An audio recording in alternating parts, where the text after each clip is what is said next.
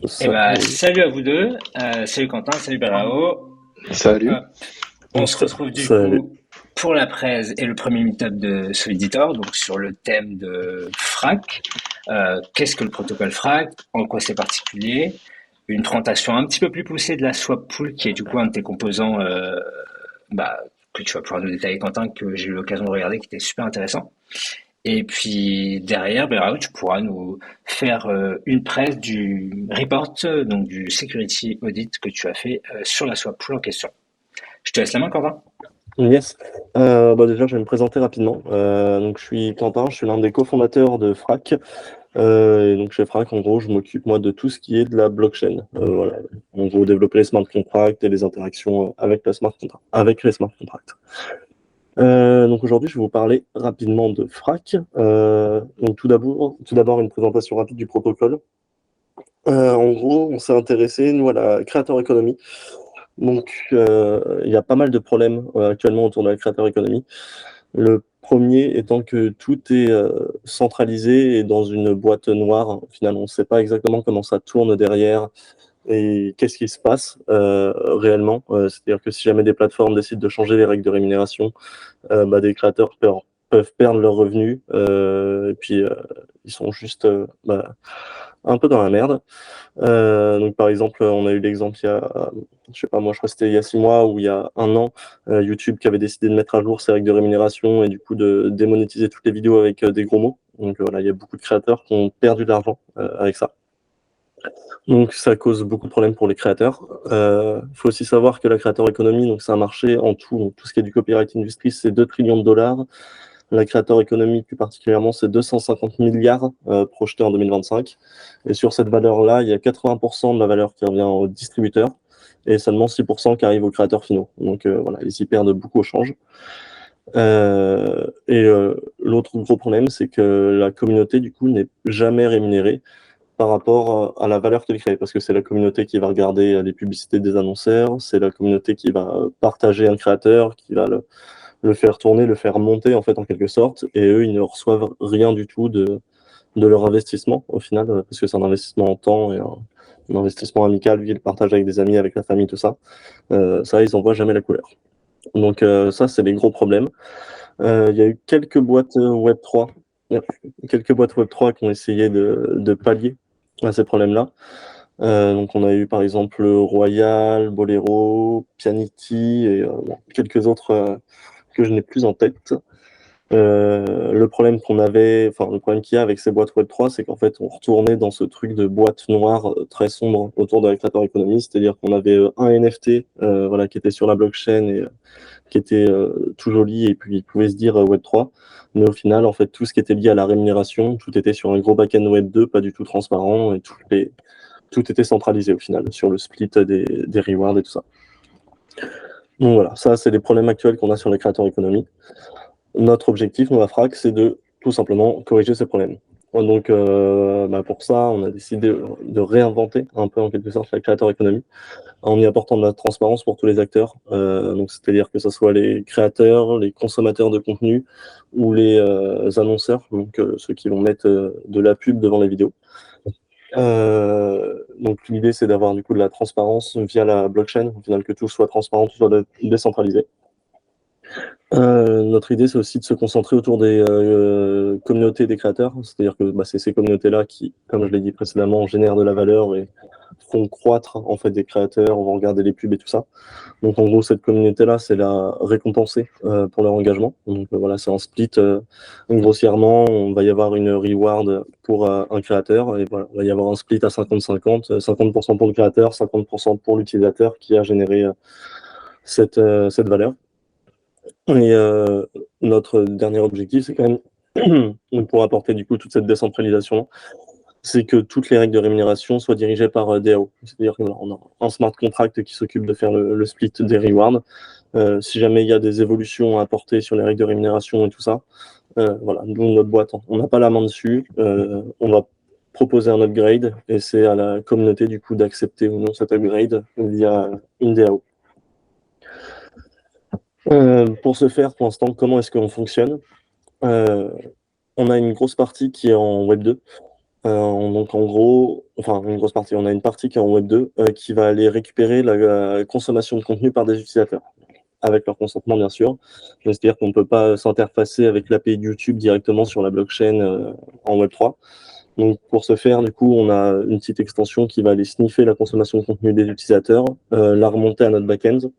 Notre backend, lui, va faire tout un tralala pour s'assurer que l'utilisateur n'a pas triché, que vraiment, il n'a pas deux onglets d'ouvert, par exemple, sur son navigateur pour doubler son nombre d'écoutes, ou ce genre de trucs. Voilà. On a été obligé de mettre ça en place parce qu'on a eu des petits malins qui ont essayé de profiter de notre système il y a quelques mois, et puis on avait quelqu'un qui avait généré 50 ou 100 heures de visionnage de YouTube en l'espace d'une journée. Donc c'était un peu abusé. Donc on a dû mettre en place tout un truc d'anti-cheat. Et le truc aussi, c'est que l'anti-cheat, ça demande beaucoup de ressources de calcul, beaucoup de data. Et ça, actuellement, on peut pas le faire sur la blockchain, quoi. Enfin, on exploserait les gaz limites et ça serait beaucoup, beaucoup trop fat. Et après, le plus intéressant, c'est toute la partie qui est Web3. Donc déjà, on a une première brique qui permet aux utilisateurs d'investir dans leur contenu favori, voilà, donc qui est représenté par un NFT, en gros un ERC1155. Il y a deux types d'investissement. L'investissement gratuit, juste un utilisateur qui va regarder un contenu, donc qui va dégager des rewards gratuits du qui va regarder de la pub, et un utilisateur qui aime vraiment beaucoup un créateur ou qui a envie de le booster un peu, qui va pouvoir investir plus dans sa chaîne et donc générer plus de valeur quand il regarde ses vidéos.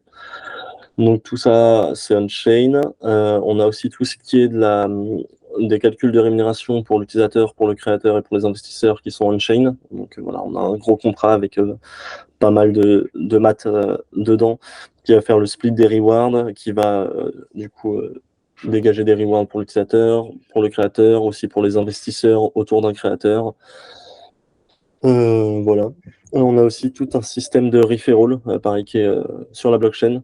Pour l'instant, il n'est pas encore branché en Web 2, mais basiquement, c'est un système de referral autour d'un créateur. C'est-à-dire qu'un utilisateur va partager un créateur à ses potes, et en gros, donc voilà, quand ses potes vont regarder la vidéo, l'utilisateur va pouvoir gagner un petit pécule de ce que les utilisateurs gagnent.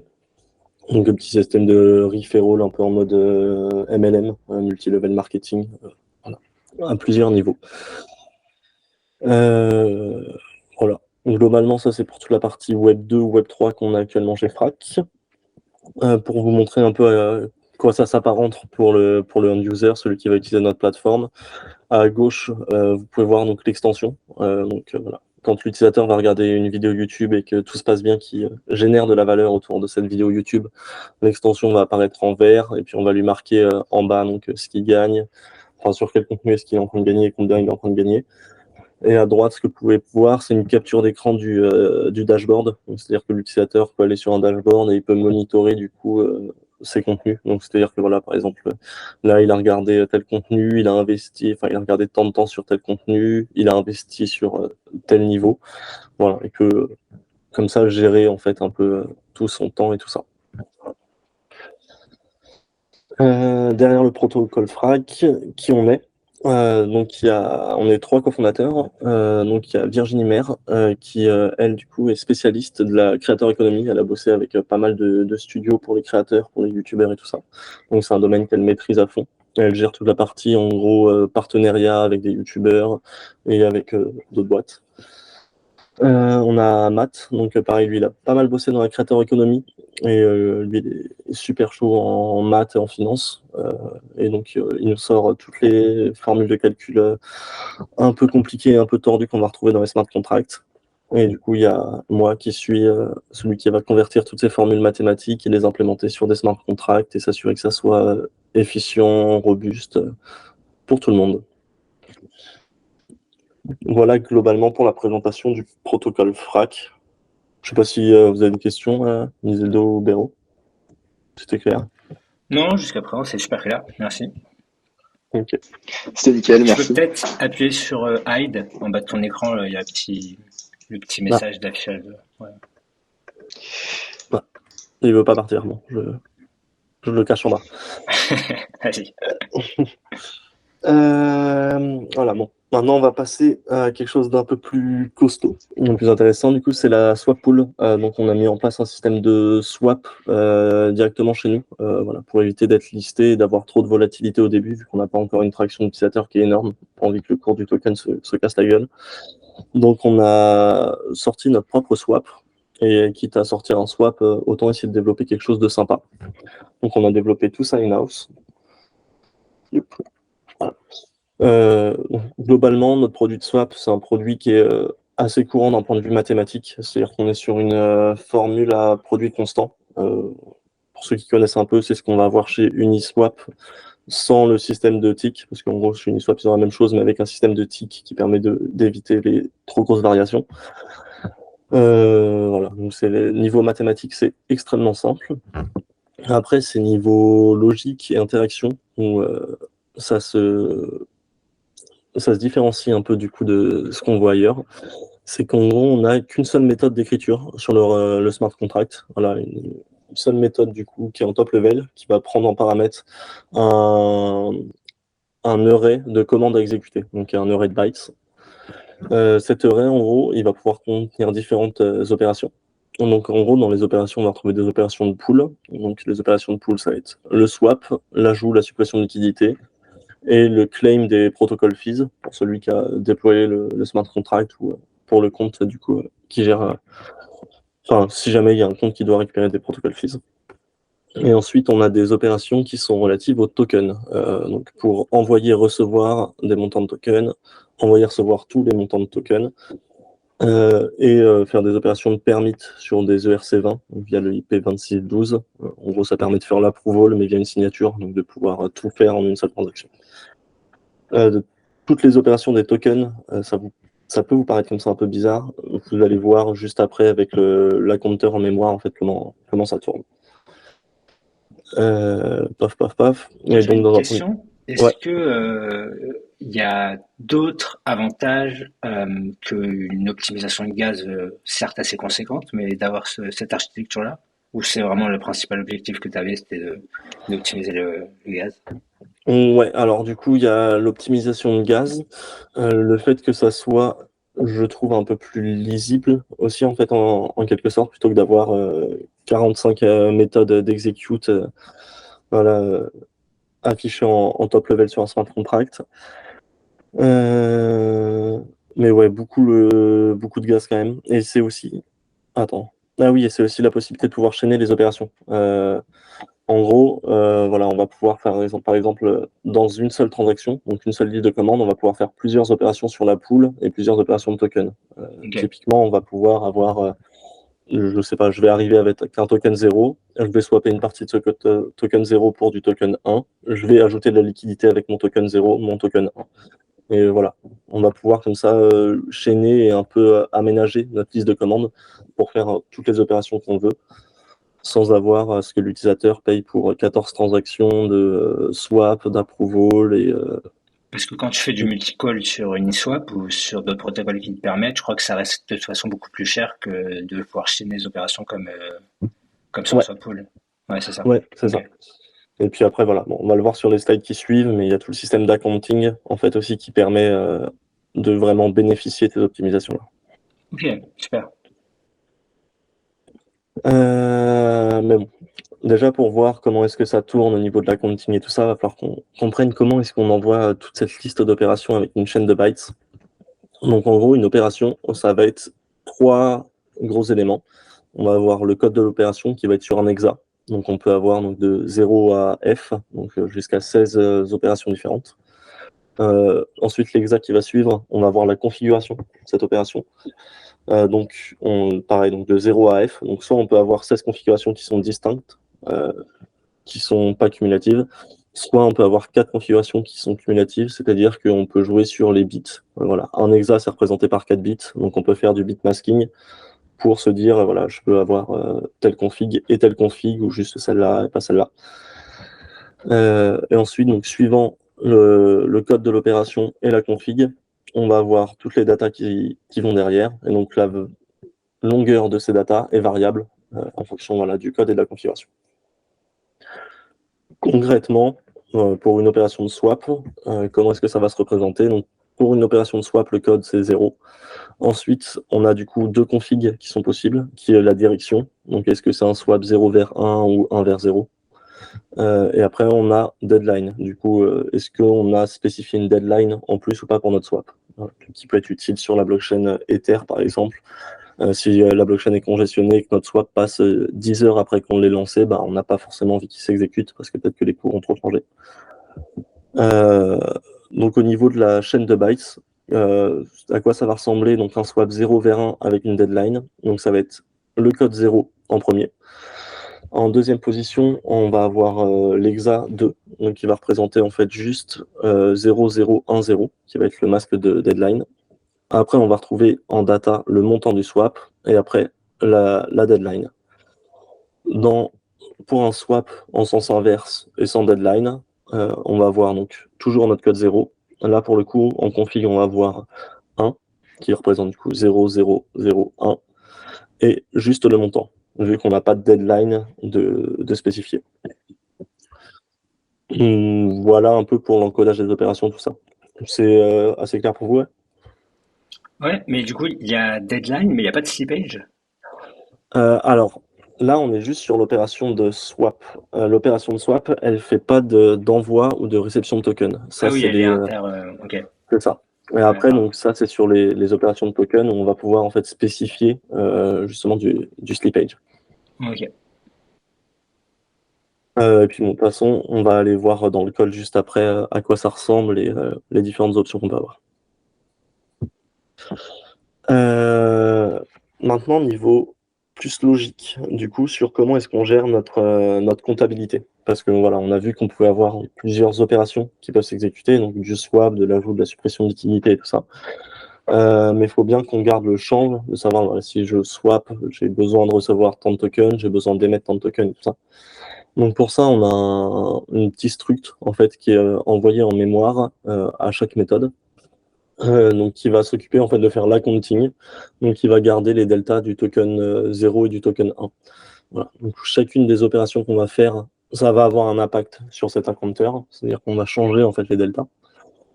Et le plus important, c'est qu'à la fin de toute notre chaîne de commandes, notre accounter soit à 0. C'est-à-dire qu'on n'est plus, il n'y a pas de token latent, on n'attend pas de recevoir des tokens, on n'attend pas d'émettre de nouveaux tokens, parce que sinon ça veut dire qu'il y a un problème de balance quelque part, qu'on n'a pas reçu tous les bons tokens ou qu'on n'a pas envoyé tous les tokens à l'utilisateur. Donc voilà, donc, dans ces cas-là, ça passe pas, il faut revert.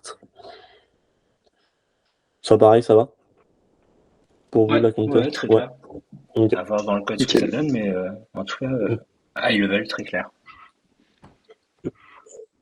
Et dernier petit truc un peu sympa que j'ai mis en place là sur le truc de swap, c'est utiliser les user defined types. Donc c'est un truc assez récent, Solidity, je crois que c'est la 0817 ou 0818, je sais pas.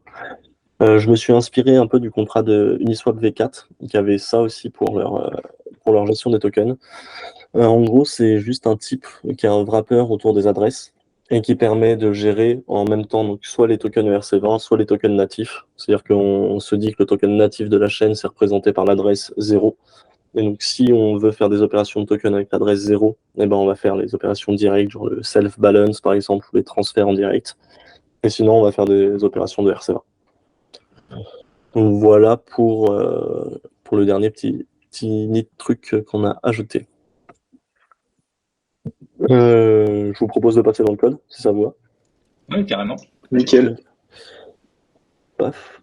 Et petit truc que j'ai oublié quand même de spécifier au tout début, c'est que la base du code, je me suis inspiré du POC que Philogy a fait. Donc voilà, Philogy avait fait un POC à peu près dans le même genre, mais qui gérait du coup plusieurs pools sur un seul smart contract. Nous, on a décidé de le garder un peu plus simple en single pool, mais il y a beaucoup de choses qui s'inspirent de ce POC-là.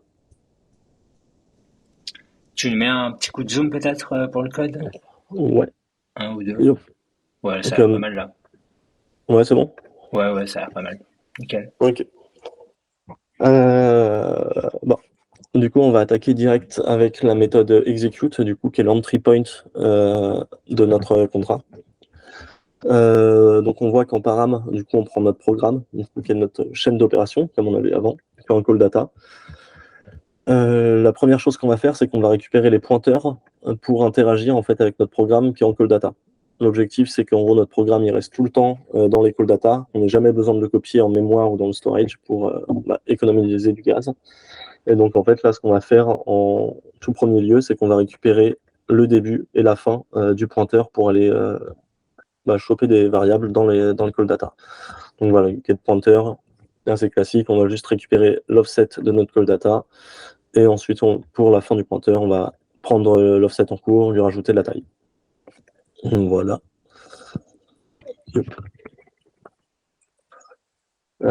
Une fois qu'on a du coup toutes les infos de notre pointeur, juste après, ce qu'on va faire, c'est qu'on va aller init notre counter. Donc, ce que je vous disais avec l'accounting en mémoire, là. Voilà, on va créer du coup notre petit string d'accounting avec du coup 0 et 0 en delta initial. Et alors après, on va aller interpréter ici chacune des opérations. Donc, tant qu'on n'a pas arrivé à la fin de notre pointeur, on va aller continuer de le lire, donc notre pointeur de programme.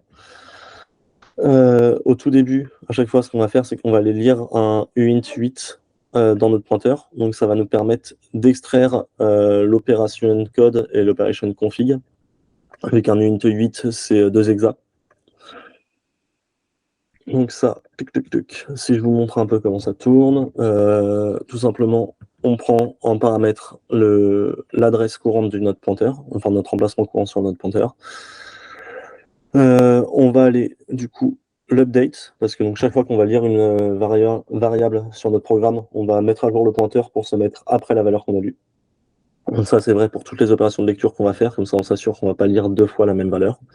Donc dans le new pointer, on va mettre la nouvelle valeur. Et ensuite, on va aller lire ce qu'on veut. Donc, dans le cadre d'un uint8, on va aller lire donc 32 bytes dans le call data à l'adresse du pointeur initial. Et on va le shift de 248 pour récupérer donc juste en gros les 8 premiers bits. Voilà, on va le shift de 248 bits vers la droite pour récupérer les 8 premiers bits qui représentent un uint8 du coup. Tac. Donc en retour, du coup, on met à jour notre pointeur et ici on a notre OP, donc notre opération qui est le code et la config. Et une fois qu'on a ça, on va aller interpréter l'opération. Donc voilà, pour interpréter l'OP, on lui passe notre counter en mémoire, la valeur en cours de notre pointeur et l'opération qu'on veut interpréter. Quand on interprète une OP, ce qui nous intéresse, c'est déjà de savoir qu'est-ce qu'on veut effectuer. Donc pour savoir quel type d'opération on veut effectuer, on veut récupérer la première valeur, enfin le premier hexa qui est sur nos 2 hexas de l'opération, comme on a vu avant. Donc pour ça, on fait juste un petit masque ici, donc 0xf0 pour récupérer donc cet hexa-là, qui va nous permettre d'avoir le code. Donc là, on a notre OP qui est masqué. Et ensuite, avec notre OP masqué, donc voilà, si jamais c'est un swap, on va faire notre opération de swap, et ainsi de suite pour les différentes opérations. Si on ne connaît pas l'OP, on reverte. Voilà. Donc on va se pencher un peu sur le cas du swap. Donc voilà, donc si notre opération masquée est égale à une opération de swap, on va aller descendre dans le swap. Ce qui est intéressant de voir, quand même, c'est que ce qu'on lui passe en paramètre, c'est pas l'opération qui est masquée, mais c'est l'opération tout court, parce qu'on veut pouvoir récupérer la config derrière. Donc, quand on rentre dans le swap, on va aller extraire du coup des infos de la config. C'est-à-dire qu'on va aller là, aller checker donc, la direction du swap, savoir si c'est un swap token 0 vers token 1 ou vice-versa. Donc voilà, pour ça, pareil, en gros, on a un petit masque, donc 0x01, qui représente, comme on a vu sur les slides, 001. Idem pour la deadline, on le verra juste après, mais c'est 0010, donc c'est 0x02. Donc là, dans un premier temps, on extrait la direction. Après, on va aller lire la première variable dans les datas de notre opération. Donc on va aller lire un uint 128 qui représente le montant qu'on veut swapper. Donc voilà, l'uint 128, ça permet de couvrir en fait un peu tous les montants possibles de swap pour tous les ERC20 qui existent. Enfin, j'ai pas vu de ERC20 avec plus de 25 décimales qui tournent sur la blockchain. Donc l'uint 128, ça permet d'avoir des trucs un peu plus impactés et plus sympas. Juste C'est après. pour faire de l'optimisation de storage, le 128 ou optimisation de la taille des call data. C'est-à-dire que Ok. si on avait du coup un Win 256, au final, on aurait très souvent donc 128 bits qui seraient toujours à 0 Ok, dans nos call ouais, data. inutile Ça zéro. Ok. rallongerait. Voilà. Puis ça rallongerait du coup la chaîne, enfin la longueur des call data, ça coûterait un peu plus de gaz. Ouais, plus cher. Ok. Juste après, du coup, on a notre deadline. Donc la deadline, on va checker si on l'a du coup dans notre config d'opération ou pas. Si on l'a, bah, on va aller lire un uint48.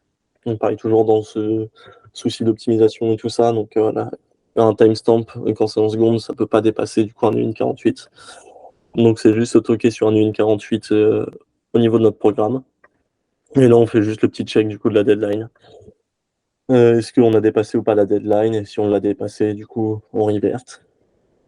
Voilà. Et globalement, après, on fait toute notre petite tambouille de swap. Donc, on va aller extraire les protocoles fees du swap, si jamais on a des protocoles fees. Et ensuite, on va aller calculer les deltas qui sont induits pour l'utilisateur de swap. Donc, les deltas, tac, qu'on va par la suite, du coup, aller mettre dans la compteur. Comme ça, la compteur, il va garder le suivi des deltas de l'utilisateur. Voilà. Donc là, on calcule les deltas. Là, on a des petits revers pour s'assurer qu'on n'ait pas de swap de montant zéro. Un petit event pour la traçabilité off-chain. Et là, donc, on a tout un petit pâté de if, d'else if et de else. Else, c'est juste pour, en gros, les protocoles phi. Ça nous a permis d'économiser un peu de gaz, de mettre ça dans ce petit pâté qui est pas très joli à l'œil, mais voilà, qui fait le taf. Et en gros, donc, on register les changes sur la compteur et on sauvegarde les protocoles fees si jamais il y en a pour le token 0 ou s'il y en a pour le token 1 ou on les register pas du tout s'il n'y en a pas. Voilà globalement pour une opération de swap. Euh, c'est clair pour vous? Ouais, c'est super clair. Pour préciser peut-être, alors moi pour le coup on avait déjà parlé, mais pour ceux qui regarderont, pour préciser les use cases, donc c'est une pool qui serait intégrée au protocole FRAG. Il y aurait du Ouais, coup une pool par paire, contrairement au POC de Philology, c'est ça? Qui ouais, lui c'est ça. contenait plusieurs pools dans le même contrat. Ok. Les pools seraient déployées par vous, j'imagine, par FRAG. Ouais, ouais, Ok. ouais. Et pas prévu d'avoir une pool FRAG token ETH natif. Non, bah alors pour l'instant on a une pool donc, qui est sur Polygon. Donc en gros on est pool frac vers Matic. Donc on est une pool vers du natif. Et pour l'instant on n'a que celle-là. Voilà. D'accord. L'idée, ça serait à terme, si jamais on doit sortir de nouvelles couples et tout ça, de se repencher un peu sur ce smart contract là et de voir pour avoir peut-être un smart contract en multi-pool pour faire des petites opérations assez sympas de multi-swap dans une transaction. Par exemple, swap frag vers Matic, puis Matic vers USDC, en ayant juste deux pools, chaîner comme ça les transactions de swap et avoir un truc encore plus light pour l'utilisateur. Mais bon, Ok. ça, c'est la vision à long terme, quoi. Et à part du coup le POC de Philology qui a ce fonctionnement-là à base de chaîne d'opération, tu connais d'autres protocoles qui utilisent ça? Parce que moi, j'avais jamais vu ce mode Starship. Avec du coup le execute. Ouais, Alors, j'étais tombé dessus une fois sur un puzzle sur Curta. Donc, du ok. coup, c'était l'un des tout premiers, je crois, leur deuxième ou troisième puzzle. Euh, et après, non, j'en avais pas vu trop d'autres. Il y a des trucs qui s'y rapprochent un peu, là, qui commencent à popper un peu pour les L2, qui est du coup de l'optimisation des paramètres envoyés via en gros un zippage, en gros une espèce de zip des call data. Donc, du coup, en gros, les méthodes reçoivent juste des call data et ensuite ils ont une fonction qui leur permet de De les unzipper déchiffrer, en quoi. quelque sorte. Ouais, Ok. c'est ça. Mais c'est pas exactement le même système, quoi. Ok. Le top level s'y apparente, mais ensuite le fonctionnement avec le pointeur et tout ça, on n'y est pas. Il diffère un peu. Ok. C'est ça. Paf. Bah, je peux vous montrer un peu comment on encode et comment on décode les opérations. Donc Ouais, pour vas-y. le Ouais, pour le décodage, du coup, en fait, je vous l'ai déjà montré tout à l'heure. Donc voilà, on va aller lire le pointeur, mettre à jour la valeur du pointeur et sortir la valeur. Et ensuite appliquer donc le bit masking qui est nécessaire à chaque fois en fonction du type de valeur qu'on lit. Voilà, par exemple, une adresse donc, qui est sur 20 bytes. Voilà. On va du coup juste aller update le pointeur de 20 bytes et se décaler de la droite de 96 bits. Yep. Enfin voilà, ça un peu pour tous les types qu'on va utiliser.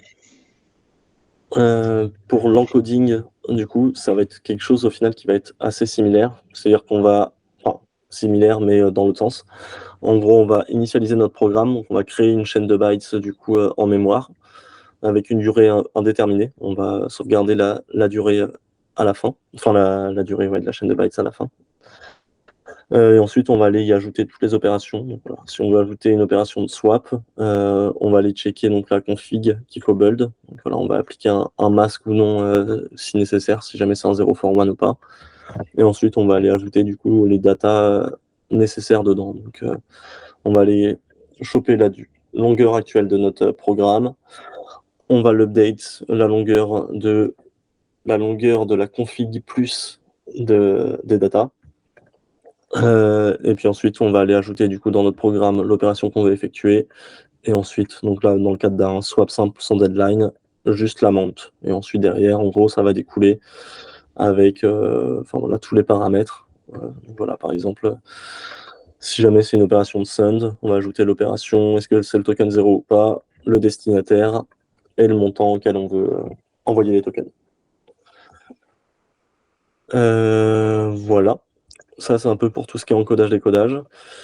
Vous voulez peut-être que je vous montre d'autres opérations? Je sais pas. Bah, vas-y, s'il y en a une qui te paraît différente de celle que tu nous as montrée, carrément. Ouais. Alors, on en a une qui est un peu plus fat, qui permet justement, en plus de tout à l'heure, tu parlais des slipages. Donc, en gros, on a l'opération de receive all qui permet à un utilisateur de dire que le smart contract, donc dans le cas là, que la pool va aller chercher tous les tokens sur son wallet pour effectuer l'opération de swap. Donc celle-là, elle a beaucoup de configs en fait possibles, c'est-à-dire qu'on peut lui donner du coup un min et un max band, c'est-à-dire donc typiquement voilà, normalement le swap ça me prend 3 Ethers, et ben je vais faire moins 5 et plus 5%, donc on va avoir le min et le max. Voilà, donc tout ça c'est des trucs qui sont optionnels parce que ça augmente un peu les gas vu que ça fait plus de data. Mais donc en gros voilà, là on va aller choper beaucoup plus de configs dans notre opération. Et en fait, en fonction de la config, on va aller lire du coup des datas supplémentaires dans notre pointeur et à chaque fois mettre à jour du coup ces valeurs dans le pointeur. Et du coup, donc, bien sûr, si on a une fois qu'on a les bandes, si jamais on ne respecte pas le montant, donc voilà, attendez, je me suis un peu perdu dans mon sens de l'explication. On va init notre minimum et notre maximum, du coup le minimum à 0, le maximum à la valeur max. Si jamais l'utilisateur a spécifié des configs distinctes, on va aller lire les configs, enfin on va aller lire les valeurs dans la chaîne d'opération qu'il a spécifiée. Ensuite ici, on va aller lire le change en cours qu'il a au niveau de la compteur. Donc c'est-à-dire que la compteur, sur le get change, il va nous dire voilà, là l'utilisateur doit nous envoyer 3 Ethers parce qu'il a commencé une opération de swap de 3 Ethers vers 45 000 fracs. Donc là, on va aller lire le delta qu'il a. Donc si jamais le delta est inférieur à 0, c'est pas bon dans le cadre d'un receive, vu qu'un delta inférieur à 0, ça veut dire que c'est notre pool qui doit envoyer des tokens vers l'utilisateur. Juste après là, on va s'assurer du coup que notre delta rentre bien dans les montants, donc dans les bands au final, donc dans le montant minimum et le maximum. Et si jamais c'est bon, et bah du coup on va transférer tous les fonds depuis le contrat de pool vers l'utilisateur. Et on va s'assurer du coup que l'utilisateur a bien, enfin que les sous ont bien été envoyés. Voilà. Attends. Ah non, non, putain, je me suis emmêlé les pinceaux entre le receive et le send. Là, on lui demande de transférer tout depuis le sender, donc en gros depuis notre utilisateur. Donc en gros, on va demander de faire un transfer from le sender Depuis vers le notre pool. user vers la pool, quoi. Ouais. C'est ça. Ok. Et voilà. Et après, dans le On account vérifie received, que tu as bien tout reçu, quoi. Ok. ouais, c'est ça. Et le account receive, voilà, on va faire les checks du coup directement sur la balance de la pool et s'assurer qu'on a reçu les bons montants. Voilà un peu pour une opération un peu plus complète. Très rapidement, je peux vous montrer la compteur, qui est Ouais, vas-y. voilà, juste une struct du coup avec deux int. Donc du coup, c'est des signés et pas des non signés parce que du coup, on peut avoir, comme on a vu avant, un delta positif ou négatif en fonction du sens de la direction que les tokens doivent prendre. Est-ce que c'est l'utilisateur qui les envoie vers la pool ou inversement? Et voilà. Et après, basiquement, on a juste une petite lib qui fournit du coup pas mal d'helpers pour sauvegarder des changes, les resets et les get. Donc voilà, tout simplement. Je peux aussi vous montrer vite fait le petit token lib. Donc le wrapper autour de l'adresse, qui est le user defined type, cela, si vous voulez. Ouais, carrément. Qui lui, pareil, au final, c'est quand même très très simple. Au final, donc, token lib, donc c'est le type token, ça représente une adresse. On dit qu'on va utiliser du coup la lib qui est juste en dessous là pour tout ce qui est du type token. Et en gros, donc dans cette librairie-là, quand on va interagir avec un token, on va avoir des petites méthodes. Donc savoir est-ce que c'est un token natif ou pas. Donc un token natif, comme on l'a vu, c'est représenté par l'adresse 0. Donc on va juste checker si l'adresse c'est 0. D'accord. Et puis ensuite, donc, pour toutes les opérations, que ça soit de transfert ou de balance, en gros, voilà, on va faire un check. Est-ce que c'est natif? Si c'est natif, du coup, on va faire une opération natif. Donc on utilise SolID derrière pour faire les opérations. Pour Donc des voilà, raisons, pareilles, d'optimisation de gage, j'imagine. ouais, c'est ça, Ok. optimisation de gaz. Et puis on a eu la chance aussi que ça a été audité par Cantinas là, un Récemment, peu ouais. avant qu'on sorte le truc. Donc du coup, on sait que là c'est costaud, et que c'est robuste et que ça tourne en prod, quoi. Et du coup, ouais, voilà. En gros, derrière, si c'est natif, on fait les opérations natives. Sinon, on fait une opération sur un ERC20. Et voilà, on fait ça un peu bon pour toutes les opérations. Un transfert from. Et pour les balances, voilà.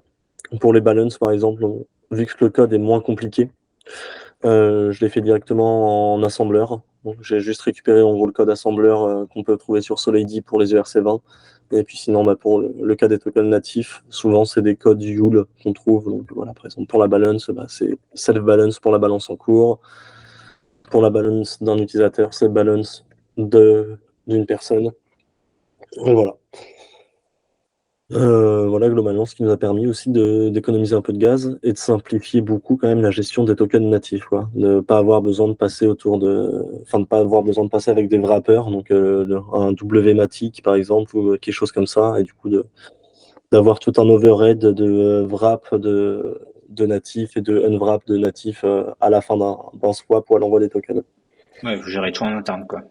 C'est ça, c'est Ouais, ça. Et puis là on c'est pas mal. gère du coup directement le token natif tel quel, quoi. On passe pas par un ERC20 qui fait une couche d'abstraction et qui rajoute du coup 2 ou 3 external calls au final à chaque fois qu'on fait une opération.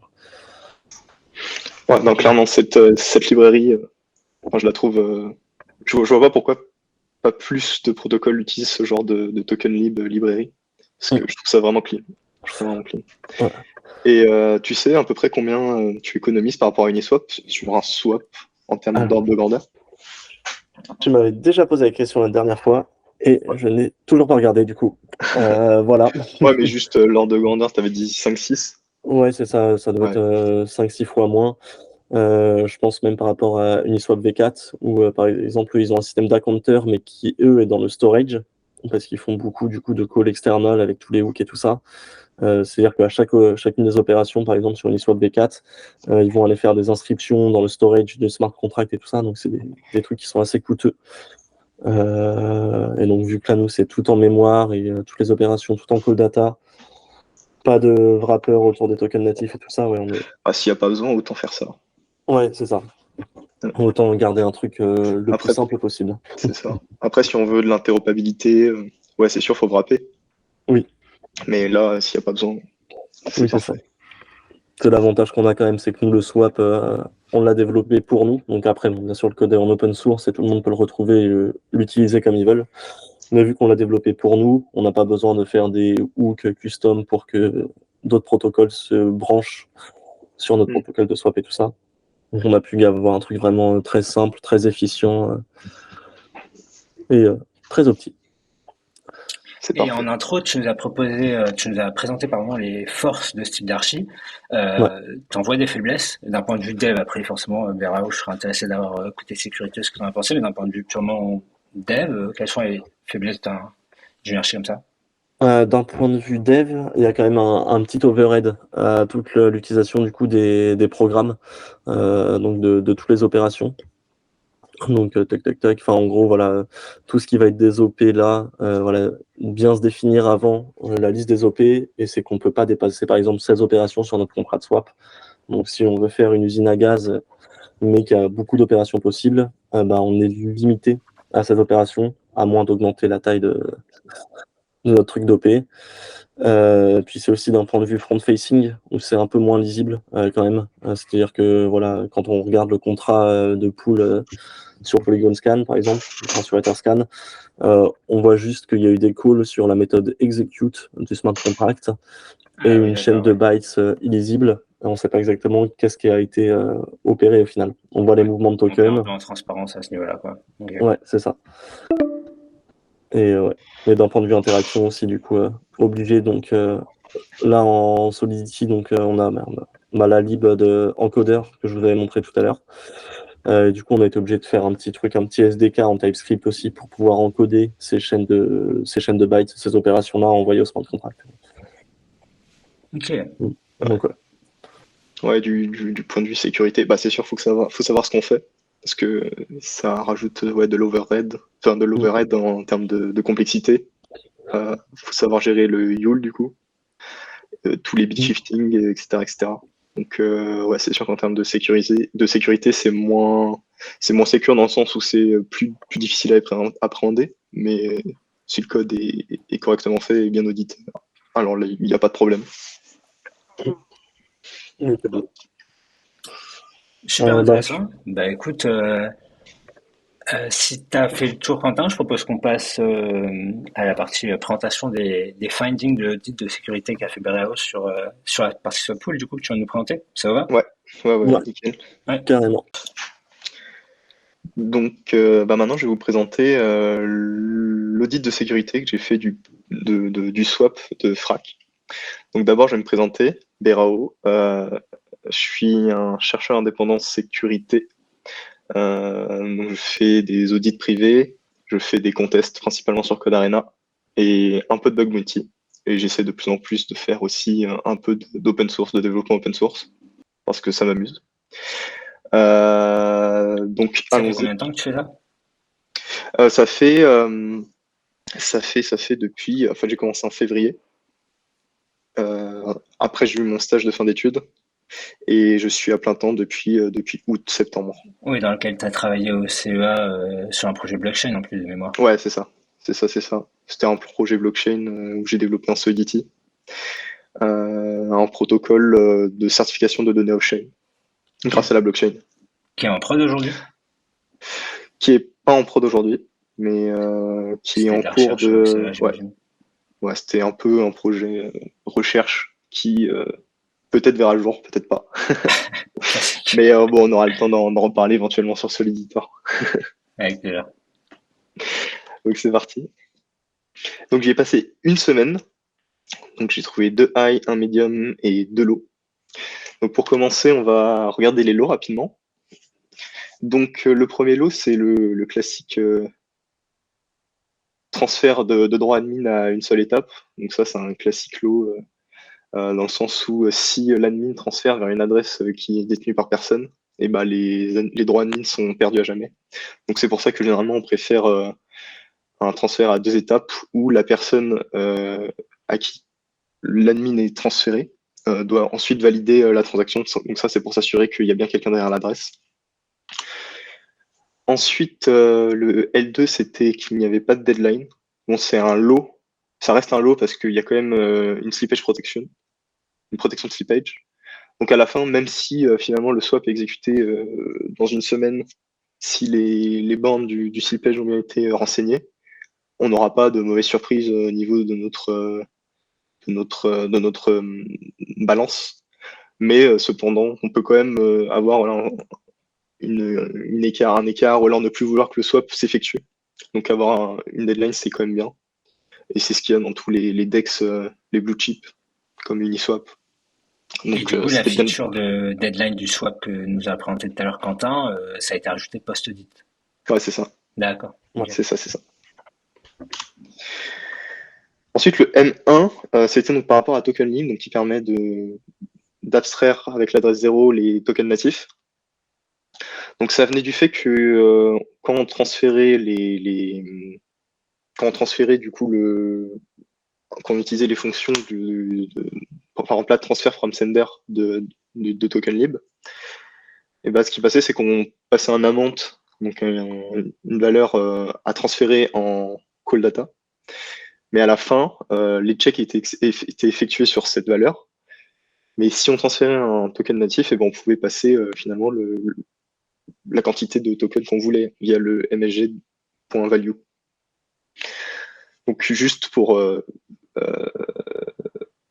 pallier à ça, on a juste rajouté, donc si le token est natif, et ben là on check bien que le msg.value est bien égal à amount, donc à l'amount passé en call data, et si c'est pas le cas, ben, on revert.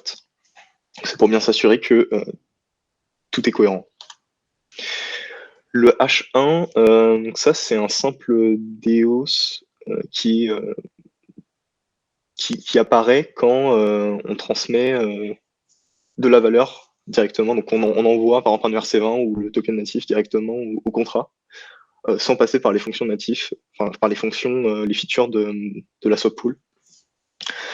Donc pour bien comprendre ce bug et même le bug d'après, on va falloir passer un peu par comment ça, enfin avoir une vision un peu globale. Quentin l'a déjà expliqué, mais on va repasser là-dessus rapidement, des différentes opérations. Donc là, on a une visualisation des différentes opérations. Donc on a le swap, tout ce qui touche à la liquidité, receive et send token. Donc j'ai mis à gauche et à droite la balance, l'accounting sur les tokens 0 et token 1, donc qui correspond aux deux tokens de la pool. Donc c'est une visualisation assez simpliste de comment marche le système de comptability. Donc on a le swap qui va, si on swap typiquement du token 0 au token 1, on va avoir plus 10 d'un côté et moins 10 de l'autre au niveau de l'accounting. Donc ça, c'est, imaginons qu'on ait un taux d'échange qui est égal à 1. Quand on va rajouter de la liquidité, là, on va ajouter deux valeurs positives parce qu'on va rajouter de la liquidité dans le contrat. Quand on va enlever de la liquidité, on va enlever, du coup, on va ajouter une valeur négative à ce système d'accounting. Et de la même façon, quand on va receive, donc là, on se passe du côté de la pool. Donc quand on envoie de l'argent à la pool, on va faire moins 10, soit du token 0, soit du token 1. Et quand on envoie, donc c'est-à-dire que la pool envoie à l'utilisateur, voilà, on va faire plus 10, donc plus une valeur, et on va additionner à ce système d'accounting. Donc pour mieux visualiser la chose, on a ici des opérations classiques de swap. Et donc ce qu'on voit, c'est qu'à la fin, l'accounting doit être égal à 0. Donc si c'est pas égal à 0, l'opération va revert, et vu que les transactions sont atomiques sur Ethereum, rien va se passer. Donc typiquement, si on veut swap, et ben on va swap du token 0 au token 1, donc on va faire plus 10 au niveau de l'accounting, moins 10 de l'autre côté, et puis après on va envoyer le token 0, donc on va faire moins 10, et retirer le token 1, donc plus 10 au niveau du send. Et ce qui se passe, c'est qu'on voit bien à la fin, c'est qu'on a bien 0 en accounting, donc on a plus 10, moins 10, moins 10, plus 10, on a bien 0, donc la transaction est validée, et tout s'exécute. Pareil, quand on veut rajouter la liquidité, donc on veut être liquidity provider, on va faire plus 10, on ajoute de la liquidité sur les deux tokens, et ensuite on va envoyer les deux tokens à la pool pour que l'accounting à la fin soit égal à 0. Et pour remove liquidité, c'est l'inverse. Bon, avec ce système, on comprend qu'on peut littéralement, il n'y a pas d'ordre au niveau des opérations. On peut faire le swap à la fin, mettre le receive ici au début. L'important, c'est juste que à la fin, on est 0 au niveau du système d'accounting. Donc comment marche H1? Donc c'était quoi le bug? C'est que si on force send, donc on envoie directement là on prend un way d'un token à la pool, et ben ce qui se passe, c'est que pour un swap, en tout cas dans la version classique, on va swap un amount, on va ensuite envoyer l'amount du token 1, et ensuite généralement on va send all, du coup on va send de tout ce qu'il y a dans la pool, donc amount plus amount 1, plus 1, qui correspond à ce qui a été force send. Parce qu'ici on utilise balance off, la balance du contrat. Mais on voit c'est qu'on a fait plus un monte, moins un monte, mais on a toujours un qui est envoyé. Un qui reste. Du coup, là, on a un leftover de 1, on a un reste 1. Donc la transaction n'est pas validée. et tout revert. Donc ça c'était H1 et c'est ça qui faisait dans la version classique que si on envoyait un way de token 1 et de token 0, et ben finalement on avait des transactions qui étaient DEOS. Alors, plusieurs questions, si on peut revenir sur le H1.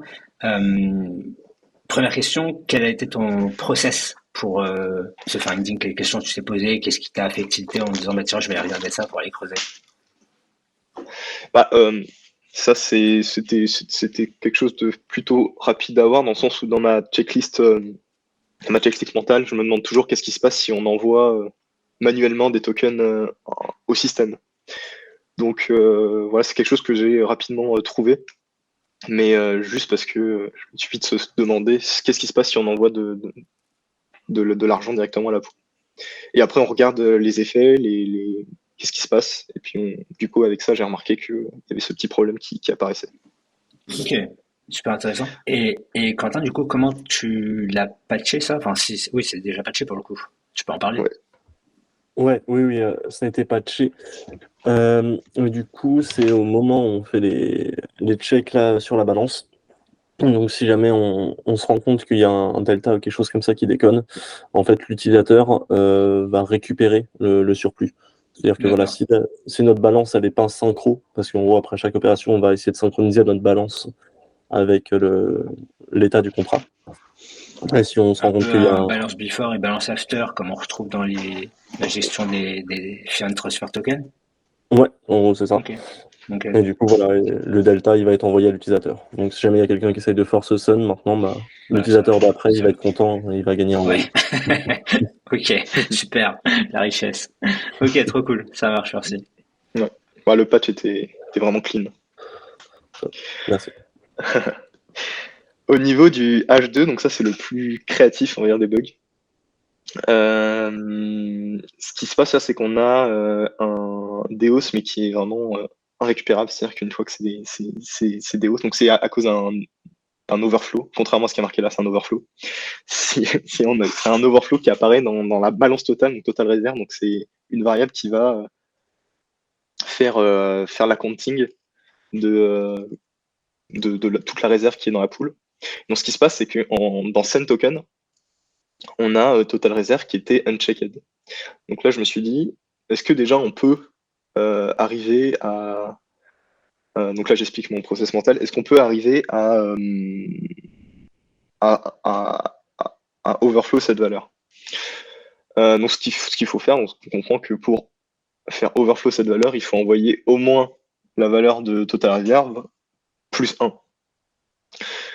Donc normalement, c'est pas possible, mais si on force send 1, et qu'on envoie du coup amount qui est égal à total reserve, plus 1, il devient possible de faire overflow cette valeur. Mais maintenant, on a un autre problème, qui est que normalement, ce qu'on fait, on fait un receive après, pour pouvoir pour pouvoir envoyer les tokens et valider la transaction. Et avoir pas de reste au niveau de la counting. Et ce qui se passe, en fait, c'est que dans cette fonction receive, dans cette opération receive, on a ici un total receive qui est un uint. Donc ce qui va se passer, c'est que si réserve va overflow, on aura forcément ici une valeur négative, vu que direct balance sera inférieur à réserve, et cette opération va revert. Donc il faut trouver un subterfuge pour arriver à valider cette transaction sans passer par receive token 0. Et donc pour ça, il existe une solution. Donc cette solution, elle doit se setup avant en envoyant de la liquidité. Donc ça, c'est l'opération classique de liquidité. On envoie de la liquidité, on envoie les amounts, et du coup, l'opération est validée. Et ensuite, on a le flow d'avant qui correspond à force send un way, faire overflow ici, donc sur send token. On fait overflow total réserve. Oula. Ensuite, on va swapper. Et ensuite, le but, ça va être du coup de faire valider l'opération sans appeler la fonction receive. Et donc, vu qu'on a ajouté la liquidité avant, ce qu'on peut faire, c'est juste swap. C'est très simplifié, hein. En réalité, c'est des calculs un peu plus compliqués. Mais on peut swap tout ce qu'on a en token 0 pour un peu de token 1, et ensuite remove la liquidité si tant est qu'on ait une valeur égale au niveau des deux liquidités, au niveau des tokens 1 et token 0. Et donc en faisant ça, on peut arriver à un final où on a une somme qui est égale à 0, et donc la transaction est validée, et on a total reserve qui a overflow. Et donc à partir de là, c'est irrécupérable et tout est cassé. Voilà, bon, ça c'était un petit truc que je m'étais demandé si ça marchait. Faut que je teste, mais je me suis dit que peut-être juste en inversant send et receive, en créant cette diapositive, peut-être que ça fonctionnerait de faire cet exploit, mais de façon beaucoup plus simple. Donc ça, c'est quelque chose à vérifier. Et bah, Donc écoute, voilà, et puis super propre et super beau celui-là. Et bah merci beaucoup. Et si vous voulez le rapport complet, il est sur mon site qui est berao.xyz. Dans l'onglet je mettrai rapport. tous vos liens de toute façon dans la description de la vidéo YouTube. Mais j'avais une question. Moi, quand je lis un rapport d'audit ou un finding en général, j'aime bien à la fin poser une question. Tu sais, je me dis, si demain je refaisais cet audit-là, c'est cette question qui m'aurait mené à ce finding-là. Si tu en avais une à nous donner pour celui-là, tu donnerais laquelle? Bah pour H2, je dirais tous les blocs uncheck doivent être check, quoi. Et intensivement. Ok. Donc s'il y a un moyen que C'est ça plutôt, y fasse a-t-il un l'overflow, moyen d'overflow ou d'underflow dans un check, quoi. voilà, c'est ça. Ok. Donc pour H2, ça serait ça. Pour H1, ça serait juste qu'est-ce qui se passe si on force send du token vers le contrat. Et pour M1, ça serait est-ce que quand on a un transfert natif et qu'il y a aussi un amount passé en paramètre, est-ce que les deux ont moyen d'être désynchronisés? Ok, ouais, super. Ah ouais. Donc voilà, et en se posant les questions et surtout pour H2, en comprenant bien le contrat, et ben on arrive à trouver ces bugs-là. Et comment il a été patché celui-là, Quentin? H2? Bah, du coup, en enlevant le block unchecked. D'accord. Bon, c'est simple Voilà. ça. C'est très simple. Ok. Donc, ouais, ça nous coûte un peu plus cher en gaz. On a dû perdre 10 gaz sur l'exécution, quoi. Mais bon, Mais vous ça perdez va. un DOS total, quoi. Ça va. Ouais, c'est plutôt pas mal. La balance est pas mal. Eh ben, écoutez, merci infiniment pour votre presse. C'était super cool, super intéressant et super quali. Donc, je vais mettre la vidéo sur YouTube bientôt. Je mettrai tous vos liens en description pour que les gens puissent vous retrouver facilement et vous contactent. Et pour ceux qui regardent ça en record, on a déjà prévu le prochain meetup donc pour le mois de novembre avec 3doc qui nous présentera du coup l'ensemble des findings du contest Good Entry où il a top 1 sur Cadarona il y a quelques semaines maintenant. Voilà, un petit mot de la fin pour vous deux. Bah, merci beaucoup de nous avoir reçus. C'était super chouette. Merci Nizedo, merci pour cette communauté incroyable. Et puis à la prochaine, hein. À la prochaine, et puis j'espère que ça va continuer comme ça. Et à plus, merci à vous. Ciao. À plus.